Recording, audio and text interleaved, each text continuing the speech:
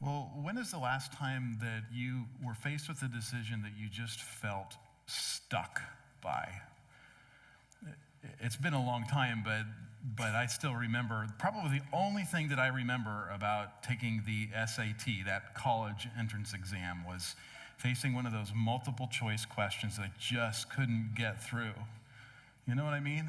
It's like, A, no, that's definitely not it. Well, maybe it's A. B, not B. For sure it's not B, but C, that one's looking promising. So yeah, C and A. Oh no, D, that throws a wrench in things. Well, one of my teachers always told me that if you don't know, it's probably B. And B looks like the worst. Well, getting the answer wrong on a college entrance exam is not the end of the world, but it sure felt like it at the time for those of us who went through that, right? What about you? What is some decision that you've been confronted with that just kind of left you paralyzed? Was it picking the color of paint you were going to put on the walls in your living room? Or was it deciding where you were going to go to school? What kind of job you ultimately wanted to pursue? Whether you'd have that hard conversation with your boss, or maybe whether you decide to finally ask that person out. Well, if you're joining us for the first time today, over the past few weeks, we've been in a series called Grit and Grace. And last week, Pastor Joshua at Grace Chapel, he brought us right into the middle of some of the most deep and challenging, controversial theological subjects, predestination and election. And if you don't know what that is, that's okay. That's all right. We can have a conversation afterwards. But one of the big ideas from that was that God both has a plan, and we can have real and meaningful choices in our life, in writing our stories with God, together with God. On the one hand, that sounds really wonderful. It even sounds kind of liberating. How amazing it is that we get to make choices. But it also sounds kind of terrifying, too. And the reason for that is if we're the ones making choices, then, well, we have to be responsible for the choices that we make. So, a little bit of a conundrum. What if I invest poorly for my retirement? What if I marry the wrong person? That's why there's been so many books and seminars on how to discern the will of God, and what an important topic that is. While for many of us that comes out of a deep place of devotion, the truth is, I think for most of us, there's a part of us that also pursues that topic because we're really looking for a little bit of insider knowledge. You know what I mean? If I know God's will, then maybe I won't mess up on this one. If I only know what his ultimate plan is, then everything's just going to be smooth after that. Well, what we're going to talk about today, it's a really important subject because, well, knowing the will of God is an important thing. It's a big deal no matter what inspires us to seek God's will. We have real choices. Also, God has real purposes, priorities, and strategies. There is always a path. There's always a path that gives us strength. When we learn that one of our siblings has been talking behind our back. Path that gives us peace when the grocery bill is too high and we have to quietly leave a few things at the counter because we can't quite afford those. A path that gives us security when a child makes a scary financial decision against all of the wisdom and guidance that we have given them. As good as this sounds, and it's really good as it sounds, and this is key, and I don't want us to miss this. It turns out that there is something inside of us with good intentions, that has good intentions, that may be keeping us from the good that God once for us. And it's entirely possible that even a religious person can go their entire lives without unlocking God's will because of it. So how can we discover a life of best choices? How can we discover a life of best choices when the will of God can sometimes feel as puzzling as a multiple choice question? It's puzzling and unclear. That's the question that I want to ask with you today. And to do that, we're going to dive right back into the middle of the book of Romans. If you're unfamiliar with the Apostle Paul's letter to the Romans, it's one of the most majestic letters in all of the New Testament. It has had a deep impact on the church and people outside of the church for generations. It's transformed people who transform people. It's rich, it's deep, it has some heavy theological ideas.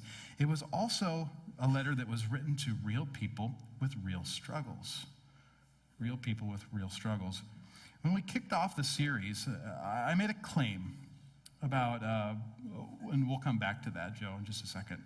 When I kicked off the series, I made a claim that Paul was writing to primarily a Jewish Christian group in Rome. Primarily Jewish Christian. Well, it turns out this is actually a big conversation among people, and we're not sure. Some people say, well, he was writing primarily to non-Jewish Christians in the capital city of the Roman Empire. And some people say, well, it was mixed. And there are good reasons for that. And I encourage you to read through the book of Romans and draw some conclusions for yourself about this difficult question. I still kind of stand by my claim. I think that the way that I'm reading it, it seems like Paul was really concerned about a group of Jewish Christians who had pushed aside the possibility of reaching their non-Jewish friends. They had a certain attitude about them. I think that there were probably some non-Jewish Christians who had come and accepted the faith, but it just reads to me like they might have been in the minority in this case. And that's relevant, and we'll get to that in a minute. But just to give a little bit of background, what had happened before Paul had written this letter is there was a major event in the early Christian world at this time. And a Roman historian, a secular historian by the name of Suetonius, wrote that the Emperor Claudius expelled the Jews from the capital city because there was infighting among them about somebody named Chrestus. And most historians look back on that and say, well, that was probably a misspelling of Christ. And it just so happens that coincides with some events that were mentioned in Acts too, showing the veracity of these events. But it also tells us a little bit about this book of Romans and what was happening. Jews were expelled, and then some made their way back. And that probably created in some of them a sense of suspicion towards outsiders. Now, Paul doesn't mention persecution per se, but we get the sense that there was this protective spirit in this young church. This protective spirit. Because what we see in the book of Romans, we have the fingerprints of us versus them all over this book. It's all over this book. And that's where this protective spirit comes from. And before we even dive into what Paul says, which we'll get to in a few moments, I want to elaborate on that protective spirit because there's a chance that protective spirit that they had within them, it's not so different than the protective spirit that we can have among ourselves, that we can have within ourselves too. So I'm curious. You recognize what this is? Now, I don't know if this was still popular after my time or if it was a thing before my time. But in the small parochial school that I attended for my elementary school years, this was kind of a big deal. Every May, we would have track and field day, and we'd have all of the competitions laid out, and if you were the winner, you'd get a blue one.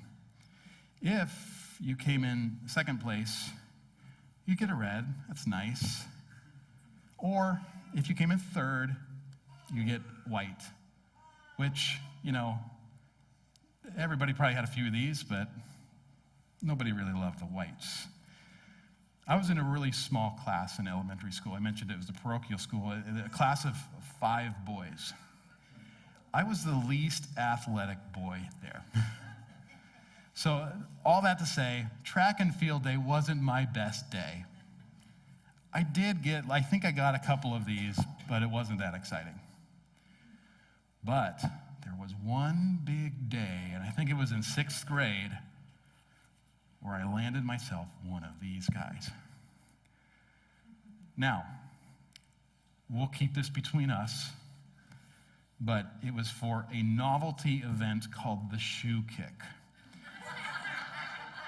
All right, if you don't know what the shoe kick is, it's you take your shoe off, you put it on the tip of your toe, and you see how far you can launch it. And I kind of have a suspicion that the other boys in my class didn't care too much about the shoe kick, so maybe that allowed me to land my first place ribbon. But for my 6th grade self, that didn't matter.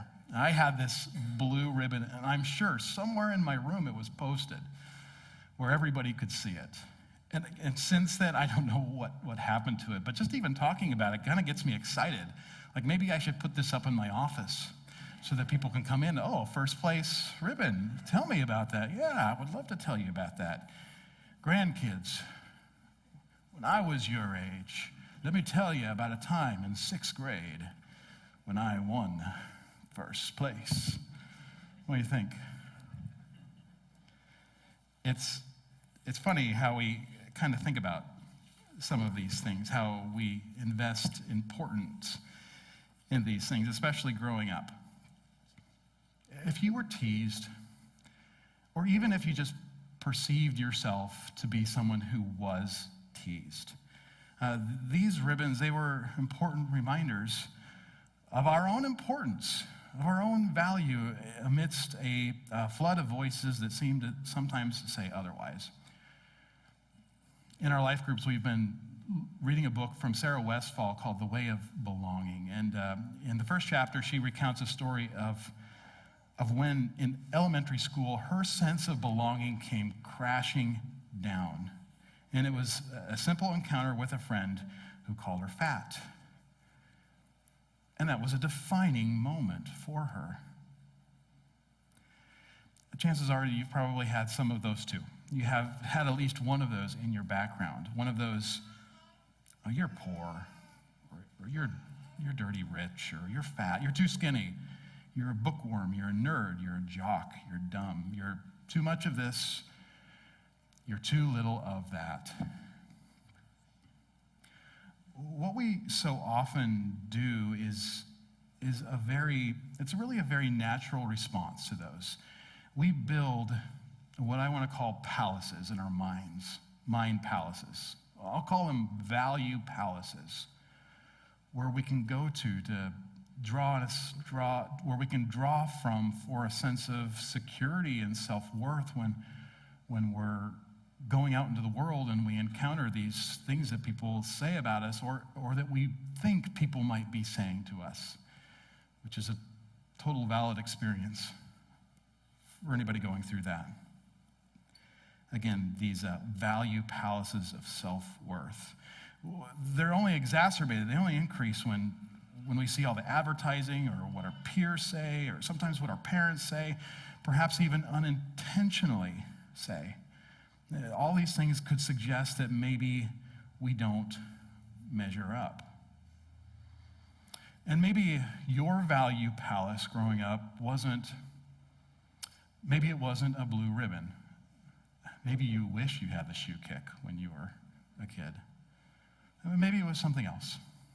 Maybe it was being good at sports, or maybe it was that you got straight A's, or that you were good at theater, or that you came for money and that you had things.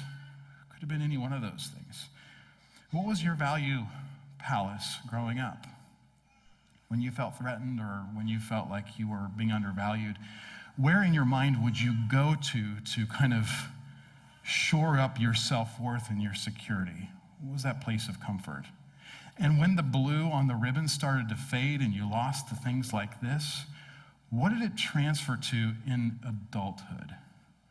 Where did it go when you grew up? Was it your education? Was it your job? Was it your money? Was it your good looks? What did your value palace transform into? Well, it turns out that these things, in a way, they can be helpful because they help us cope in life. And certainly there's a part of our natures that builds these things up or falls back on them in difficult times that does so with this protective spirit, protecting us from reality or what people think. But is it possible that as helpful as things like this can be, is it possible that they also unintentionally get in the way of us experiencing God's will for our lives? Let's take a look at the first couple verses of Romans chapter 12, some of you might be familiar with or some of you might be seeing for the very first time, to dig a little bit into this question. This is what Paul says.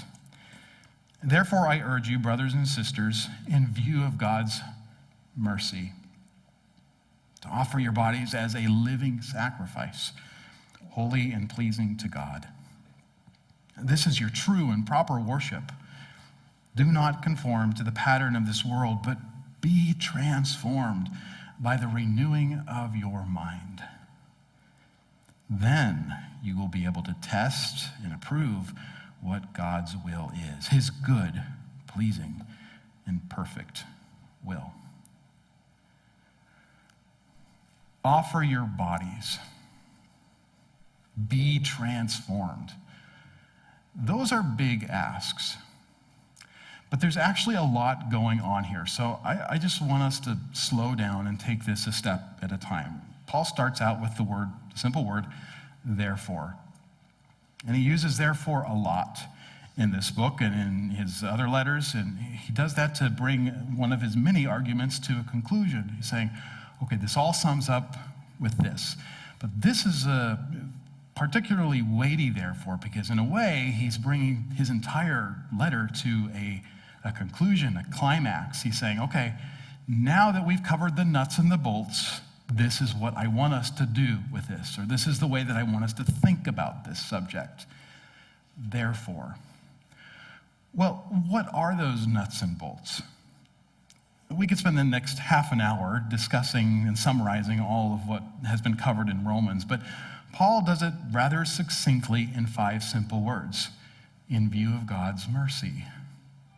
In view of God's mercy. This letter unpacks God's forgiveness, his grace, and his mercy, perhaps in greater ways than any other book of the New Testament. His grace, his mercy, his forgiveness. But for those of you who were with us a few weeks ago when I preached on Romans chapter 1, maybe you'll remember that it's not like this capital city church was hearing the message of forgiveness from Jesus for the first time. This is something that they already knew about. In fact, hearing the message of Jesus, perhaps at Pentecost or at some other time, is what breathed this church into existence. It was the foundation of who they were. So they already knew about forgiveness. They already knew about grace. And in fact, they celebrated that every time they came together to the communion table, which we'll do later in the service today. It's Jesus dying for us. It's his forgiveness. It's his sacrifice that gives us that freedom and it gives us that life. They knew about that. What Paul's point is to remind them that he doesn't simply want to unpack the mercy of God to this church. He wants them to be reminded of the equalizing mercy of God. If that sounds strange, let me explain. Many Jewish Christians were repulsed about the idea of reaching out and engaging non-Jewish people because of the different things that they did. Some were pretty bad. Paul is reminding them that they are all sinners. Everyone is a sinner, and that puts them on the same plane. Not only are they all sinners, they are all objects of God's mercy just the same too. It's an equalizing mercy. It makes them all the same. Just a few breaths before what we read here, Paul kind of hints at this theme. He says to them, do not consider yourselves to be superior. Do not consider yourselves to be superior. And in his very first point of application after these two verses in Romans 12, he follows up with an admonition that is very similar. Do not think of yourself more highly than you ought. If salvation comes from grace and not personal merit or hard work, then no one has a reason to boast. No person is better than the next person. We're all on the same level. That's why Paul wants to talk to these Roman Christians about God's mercy, because it has great potential to bring very different people together. But what do we do with this grace?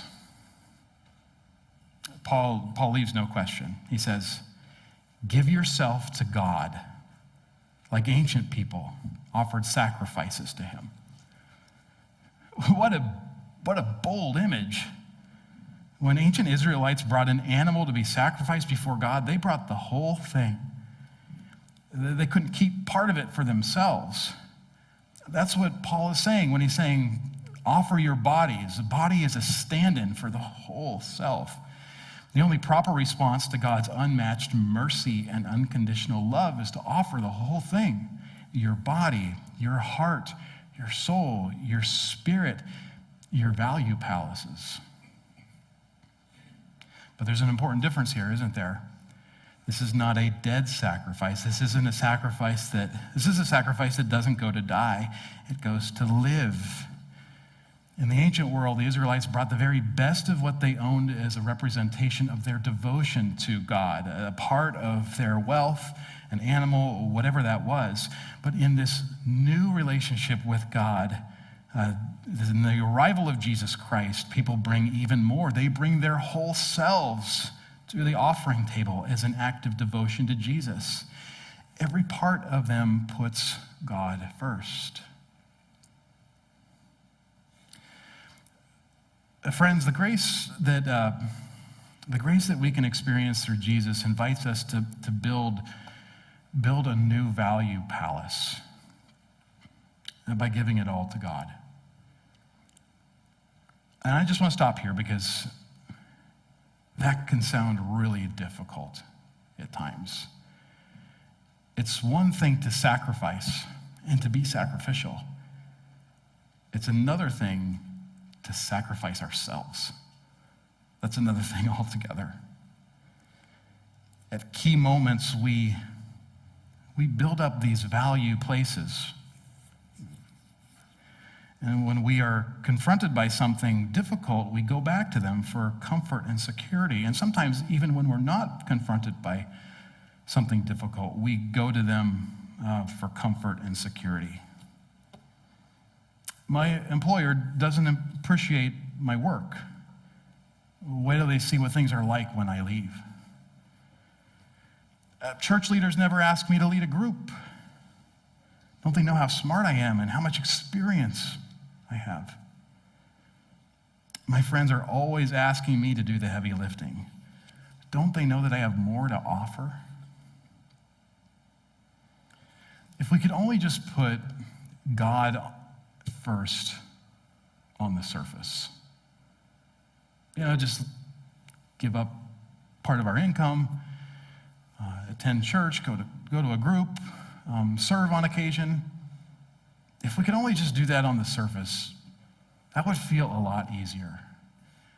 And the same is really true with our relationship with our neighbors, with people. If we could only kind of do that thing on the surface too, if we can only just pay taxes, help out a neighbor every once in a while, or pretend like we're nodding our heads at work while we're pretending like we're listening to a coworker who's going through a difficult time. If we could only just kind of go through the motions, wouldn't that be so much more simple for our lives? Chances are there are some of you here who feel like you have given so much of your life that it's hard to imagine giving your heart and your mind to. And that's because our hearts and our minds are sacred spaces. What's going on inside? This is me space. Okay, you can have the behavior and all the outside stuff, but this is me space. This is space that I want to protect. Is there a chance that when Paul was talking simply about offering our bodies, that he was only talking about offering the surface stuff? Well, what follows suggests that God wants a lot more than what's on the surface. Do not conform to the pattern of this world. That's going about life the way that everybody else does. But be transformed by the renewing of your mind. Be transformed. Allow God to transform by changing you from the inside. This isn't just a different way of behaving. This is a different way of thinking. It's a different way of feeling. It's a different way of receiving God. It's a different way of receiving people. And the results are different too. The response is different. Be transformed. And here's what's going to come about when our thinking is flipped.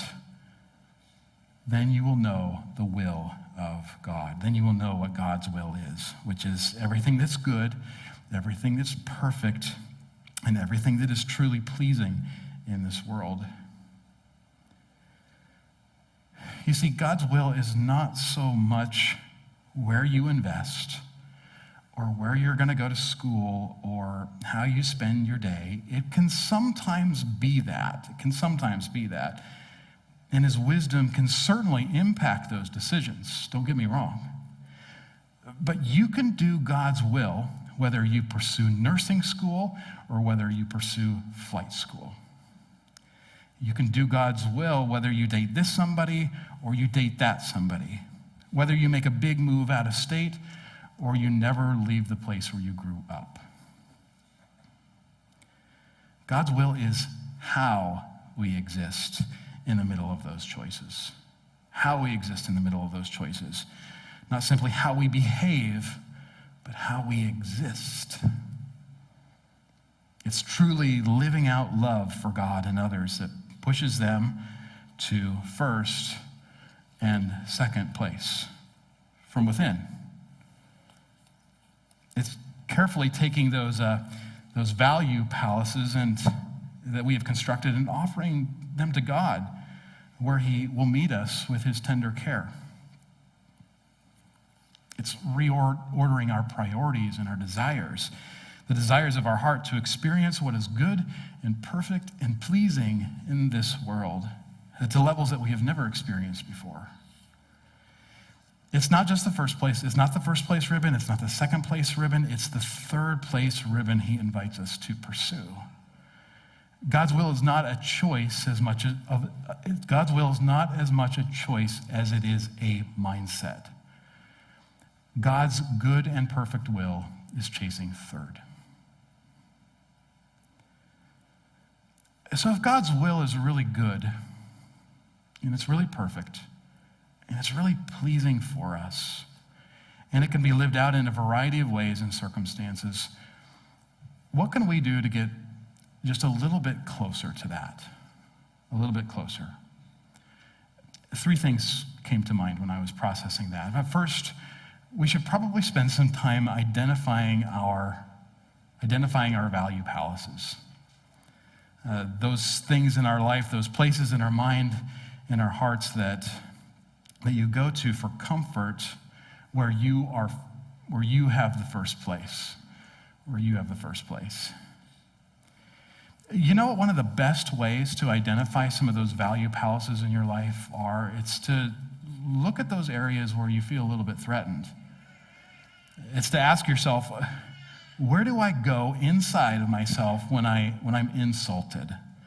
Or when it seems like somebody has insulted me by their actions or their inactions? Where do you go?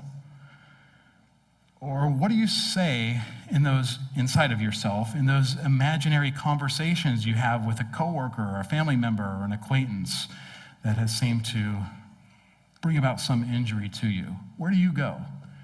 Chances are, if you can identify that, then you're probably close.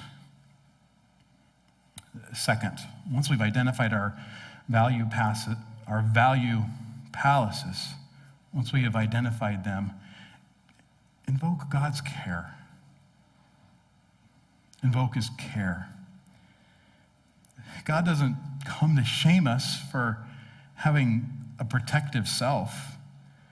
He doesn't come to shame us for doing that. He has come to love us and open up a door for a greater kind of protection and self-worth that are found in him. He doesn't want to shame us. He wants something better for us. So spend some time allowing God to speak into hurt and into disappointments. Let him heal areas that are broken, and allow him to demonstrate the care that may have been missing from your life for some time. Invoke God's care. Lastly, invite God's change. Having seen his unmatched mercy and his unconditional love, the question is he trustworthy? Is he trustworthy? If you're like me, you don't like change. And you don't like self-change, and you like self-change even less. But if God is trustworthy, what could be on the other end of this? What thoughts could fill our minds that redeem the times that we are given? What purpose could be had that gives us a renewed vision for the people in front of us? What burdens could be lifted? Invite God's change. Friends, putting ourselves first can feel good for a time, but it is high maintenance. It keeps us always on edge, and it's something that always must be fed.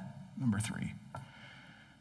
Putting ourselves third, on the other hand, that's something that rewires our brains and it rewires our lives.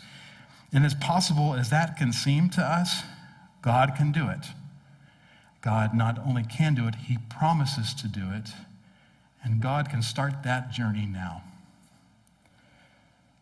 We don't have to run to another state to run to the will of God, as good as those things might be to do, because the best thing can be done anywhere, and that's to be changed from the inside out and to run after third place. That's where the good and pleasing and the perfect reside. And that is where God is building a home for us.